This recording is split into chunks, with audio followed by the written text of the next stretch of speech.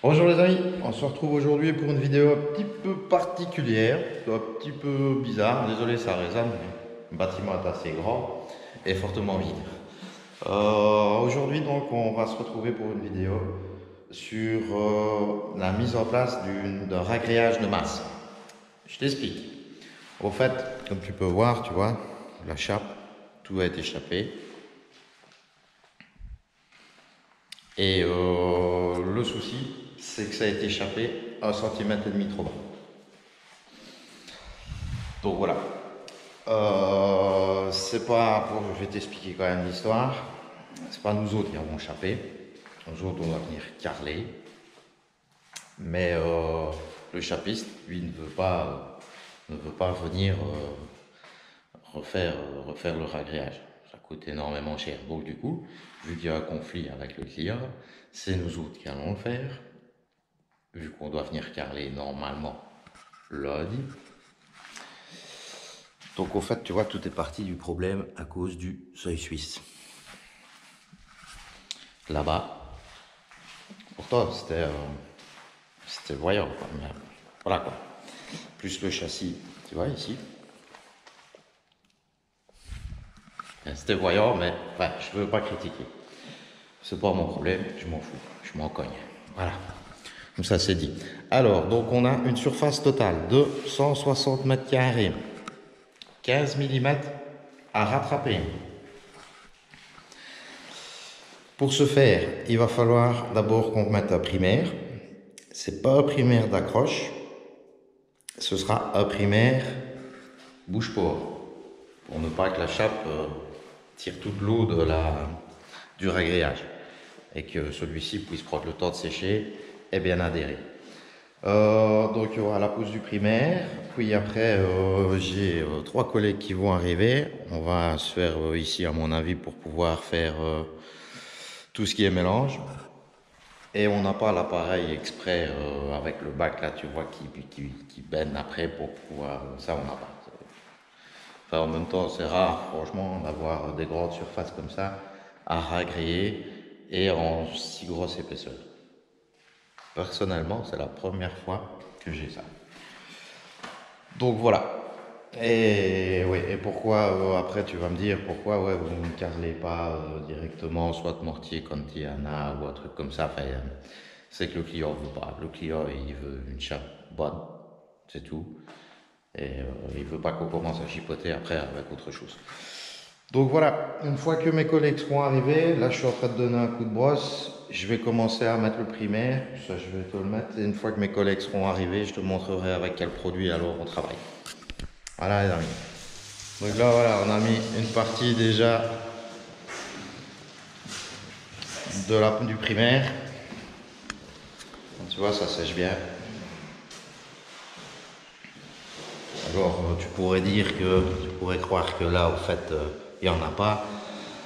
Mais si, c'est juste parce qu'on est passé avec le pulvérisateur, ça va plus vite. Et alors on a utilisé celui-ci, de chez Ceresit, qui est pas trop mal. Enfin, je vais pas te mentir, on a fait les fonds du dépôt, ça il y en avait. Et le reste, si on n'a pas assez, il y avait 2 bidons comme ça, et le reste, s'il n'y a pas assez, on sera avec de l'écoprime. Donc voilà. Donc, comme outillage, tu as besoin d'un lissoir clément, juste au cas où tu veux le ramener. Un débuleur, parce que ce qu'il y a, c'est que sur 1,5 cm, j'ai pas trouvé de débuleur rouleau avec les picots assez profonds. Donc j'ai pris le débuleur pour quand on fait les chapes liquides.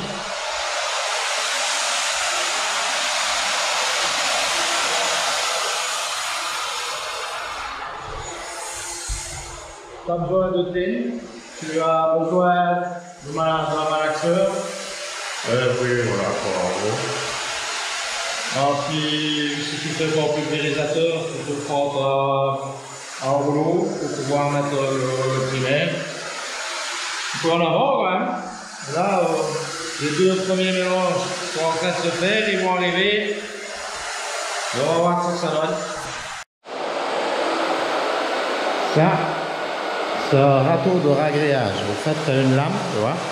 que tu sais régler. Là, regarde, j'ai noté 15 mm, c'est ce que je dois récupérer. Et alors ceci, ça reste sur le bord de la chape, enfin, ça reste sur la chape. Et vu que la lame, tu vois, elle te donne la hauteur.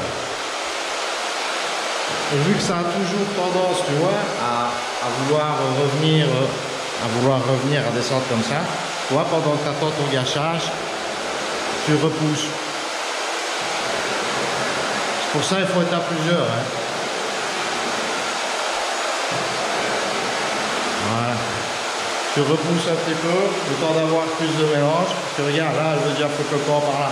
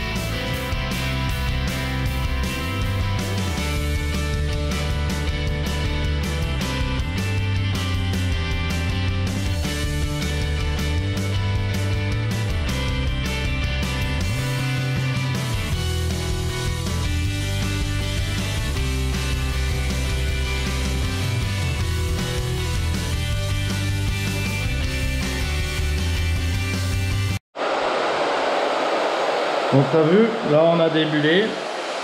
Maintenant on va repasser sur les autres portes. Super important pour que le carreleur il aille passer. Le ratoir à gréage les amis, c'est une tuerie. C'est une tuerie. La première fois que j'utilise, c'est une tuerie. Franchement c'est magnifique. C'est super facile. Enfin, tu as vu, j'arrive à amener mon mélange et tout ça. Bien, parfait. Je vais mettre un petit peu du côté du mélange. Maintenant fais attention parce que eux c'est des spécimens, tu vas voir.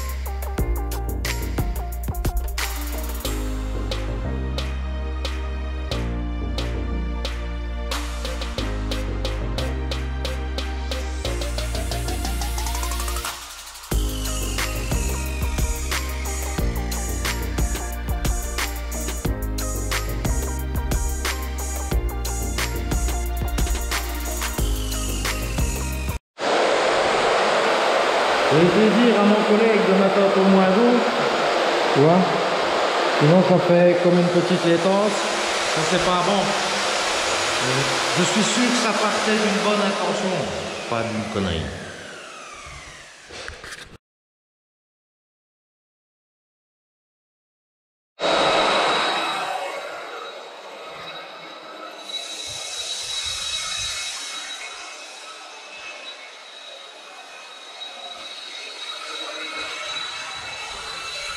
Avance, hein.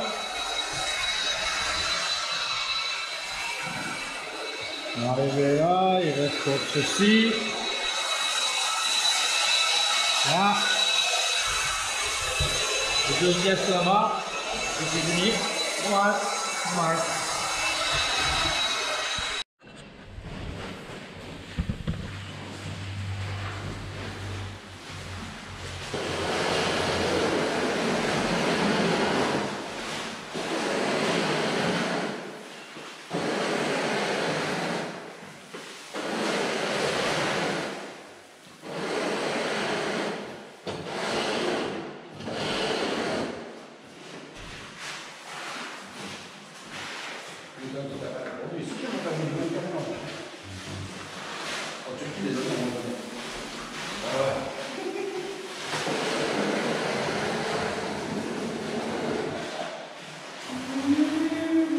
Je vais te filmer avec le son là. C'est bien. Bon, c'est ça. Photo et interne.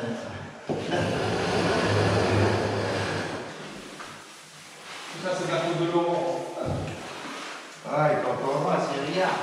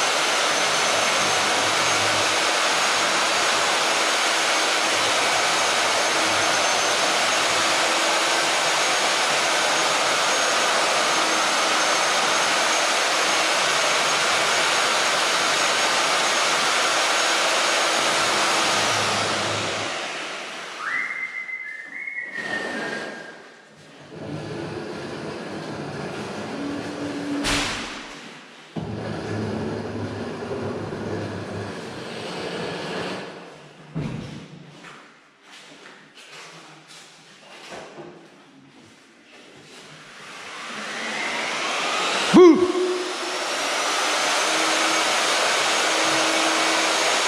Tu vois, c'est super facile avec le râteau. Voilà, continue comme ça, pour après tu débules.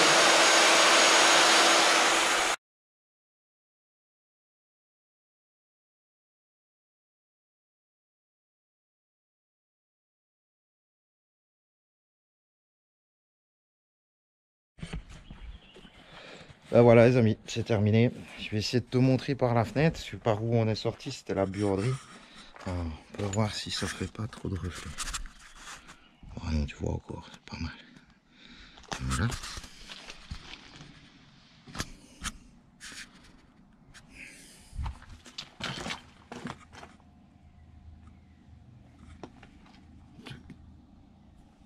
Ça sèche bien. Donc enfin voilà, de toute manière tu as vu comment est-ce qu'on faisait un grand ragrillage de masse. 1 centimètre et demi. Bon, voilà, c'est pas évident. Mais c'est fait. Alors n'oublie pas de t'abonner, partager, liker. J'espère que tu as aimé cette vidéo. Je trouvais le sujet intéressant, parce que souvent on le fait mais en 5-6 mm et enfin, même pas quoi. Et ici, bah, vu qu'on était en grosse épaisseur, je trouvais ça pas mal pour vous. Voilà les amis, allez, prochaine.